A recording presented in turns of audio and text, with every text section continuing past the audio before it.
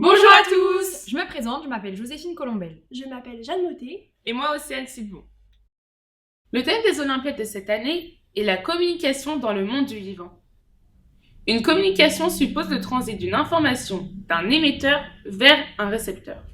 Ce processus peut se faire par différents canaux et on pense de suite au son en tant qu'être humain, mais la communication passe fréquemment par des molécules du côté des invertébrés et notamment des insectes. Au sein d'une même espèce, la communication chimique passe par des phéromones. On peut les définir comme des substances émises par l'individu et dont le rôle est de modifier le comportement ou la physiologie d'un autre individu de la même espèce.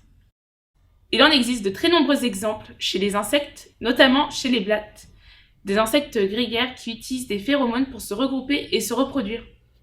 Nous allons ainsi nous demander comment les phéromones libérés par un individu influent-elles sur le comportement d'un congénère selon le sexe. On cherche à déterminer si chez les blattes, les phéromones libérés par chaque individu attirent des individus de sexe opposé et sont peut-être impliqués dans l'attraction sexuelle. Nous allons donc comparer l'attirance de blattes envers des individus du même sexe et du sexe opposé. On crée alors un dispositif en Y, composé de 3 boîtes en plastique et de 2 morceaux de tuyaux transparents coupés de la même longueur. Une boîte, qu'on appelle boîte numéro 1 d'origine, est reliée à 2 autres boîtes, numéro 2 et 3, par 2 tuyaux. Précisons que les boîtes 2 et 3 ne communiquent pas entre elles. On place en alternant un mâle ou une femelle dans la boîte d'origine.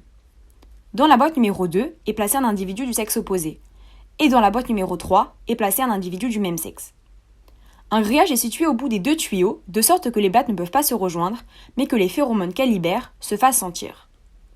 Ça sera notre expérience test sur une durée de 10 minutes montre en main, pour leur laisser le temps nécessaire de s'acclimater à leur environnement et de percevoir les phéromones libérés. Quant à nos expériences témoins, on met dans les boîtes numéro 1, 2 et 3 blattes de même sexe. Et bien sûr, pour éviter que les phéromones déposés par la blatte précédente n'influencent pas la blatte testée, on nettoie la boîte, son couvercle et les tuyaux s'il y a eu passage dedans, à l'aide d'essuie-tout et d'eau.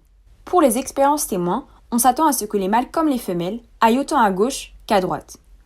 Pour les expériences test, on s'attend à ce que la blatte emprunte préférentiellement le tuyau menant à son congénère du sexe opposé. Voici les résultats de nos expériences test. Nous avons réalisé 5 essais pour chaque sexe au départ de la boîte 1. 80% des blattes mâles au départ de la boîte 1 se dirigent vers les blattes femelles, ce qui correspond à la boîte 2. Ils empruntent le tuyau qui mène à la femelle, ils tentent de les rejoindre en passant le grillage, et parfois même font demi-tour pour retenter leur chance. On peut le dire, ils sont motivés. De plus, 20% d'entre eux au départ de la boîte 1 ne font aucun choix, ils restent dans la boîte 1. On remarque aussi une variabilité au niveau du temps mis pour prendre une direction en fonction des individus. Certains se dirigent au bout de 5 minutes 30 et d'autres au bout de 57 secondes. En ce qui concerne les blattes femelles, 60% d'entre elles ne manifestent pas d'intérêt à rejoindre le mâle, et 40% d'entre elles au départ de la boîte 1 se dirigent vers les blattes mâles, ce qui correspond à la boîte 2.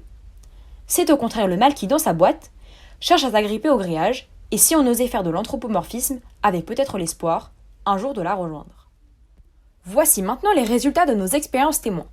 Nous avons réalisé 6 essais pour chaque sexe au départ de la boîte 1. Les valeurs présentées sont des valeurs arrondies à l'unité près. 17% des blattes femelles se dirigent du côté gauche, 33% se dirigent du côté droit, et 50% d'entre elles ne font aucun choix. En ce qui concerne les blattes mâles, 33% d'entre eux se dirigent du côté gauche, 33% se dirigent du côté droit, et également 33% d'entre eux ne font aucun choix. Pour généraliser cette interprétation, il nous faudrait davantage de répétitions, mais nous avons décidé de nous baser sur 5 essais par expérience test et sur 6 essais par expérience témoin, notamment à cause d'un calendrier très serré. On a donc tenté de mettre en évidence des comportements et non de trouver un modèle permettant d'expliquer le comportement des blattes. Par contre, on pense que les résultats de nos expériences témoins ont été biaisés car on soupçonne que les blattes se sont habituées au dispositif et ont donc fait des choix par habitude et non par instinct. Il faudrait réitérer les expériences avec de nouveaux individus à chaque fois pour écarter ce biais. La communication intraspécifique peut avoir plusieurs objectifs comme reconnaître ses congénères, se reproduire, se coordonner pour coopérer et enfin se mesurer pour une compétition. D'après le nombre de répétitions que l'on a effectuées, il est raisonnable de penser que les blattes utilisent des phéromones pour communiquer et notamment pour se reproduire. Mais pour s'assurer que nos observations soient vérifiées, il faudrait réitérer les expériences plus d'une 50aine de fois avec de nouveaux individus à chaque fois. Par ailleurs, cette attirance liée aux phéromones est utilisé dans la lutte contre ces nuisibles grâce aux pièges à phéromones industriels. Merci de nous avoir écoutés et au revoir. Au revoir!